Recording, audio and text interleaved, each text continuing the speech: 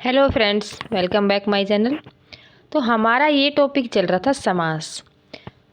सबसे पहले हमने पढ़ा अव्ययभावी समास। तो अव्ययभावी समास में क्या होता है कि अव्ययभावी समास में अव्यय पद होता है और उसके साथ उसका पूर्व पद यानी कि पहला पद प्रधान होता है।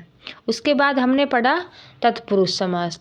तत्पुरुष समास दो प्रकार का होता है और तत्पुरुष समास में क्या होता है कि एक तो समानाधिकरण तत्पुरुष होता है, एक व्यधिकरण तत्पुरुष। समानाधिकरण तत्पुरुष का होता है कर्म को, उसको भी कर्मधारी समास भी बोलते हैं। और व्यधिकरण तत्पुरुष में नहीं, समानाधिकरण तत्पुरुष में क्या होता है कि उसका पहला और दूसरा पद दोनों पदों में एक ही प्रथमा विभक्ति ही होती है। और व्यधिकरण तत्पुरुष यह द्वितीया से सप्तमी विभक्ति तक होता है।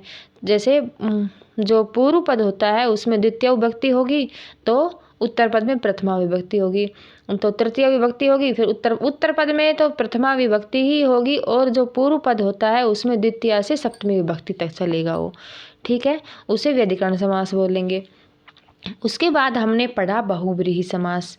तो बहुब्रीहि समास में क्या होता है कि ना तो उत्तर पद प्रधान होता है ना पूर्व पद प्रधान होता है, उसमें कोई अन्य पद प्रधान होता है।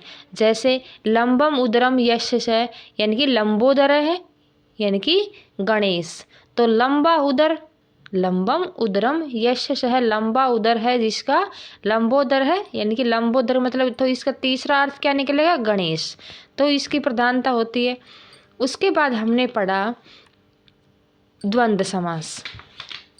द्वंद्व समास में क्या होता है, इसके जिस समास में दोनों पद या सभी पदों की प्रधानता होती है, द्वंद्व समास में दोनों पद प्रधान होते हैं। जैसे रामश्च कृष्णश्च राम कृष्णौ, राम और कृष्ण ये दोनों पद प्रधान है, इसलिए यहाँ पर हुआ द्वंद्व समास। तो इसी प्रकार से तो आज हम पढ़ेंगे द्विगु समास। तो द्विगु समास में क्या होता है कि इसका जो एक सूत्र है यह है संख्या पूर्वो द्विगु। द्वि इसका जो नाम है उसी में ही द्विगु, तो द्वि उसमें संख्यावाचक शब्द आ रहा है, तो यह शुरू में ही संख्यावाचक शब्द आ रहा है, तो इसका क्या हो गया? संख्या पूर्व द्विगु। क्योंकि यह इसका संख्या जो पहला पद होगा वह संख्या होना बहुत ज़रूरी है उसके शुरू में, जो समासिक पद होगा उसमें। अर्थात इसका उत्तर इसका देखते हैं। अर्थात जिस समास में पूर्व पद संख्यावाचक हो वह द्विगु समास कहलाता है। यह कर्मधारय समास का ही उपभेद है। जैसे तत्पुरुष समास क्या है? तत्पुरुष समास का समानाधिकरण तत्पुरुष समास कर्मधारय है और कर्मधारय का द्विगु उपभेद है इसका। ठीक है, तो इसके कुछ उदाहरण हैं वो देख लेते हैं। पंचानाम गवानाम समाहार है, पंच गवम यानी कि 5 गायों का समूह।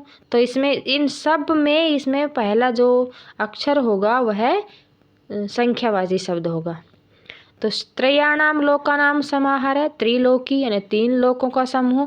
पंचानाम वटानाम समाहार है, पंचवटी।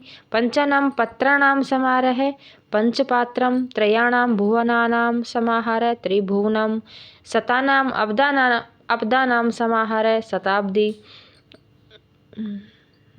नवानाम रात्रिणाम समाहार है, नवरात्रम। द्वियोदलियोः समाहार है, द्विदलम। सप्तानाम अहानाम समाहार है, तस्मिन।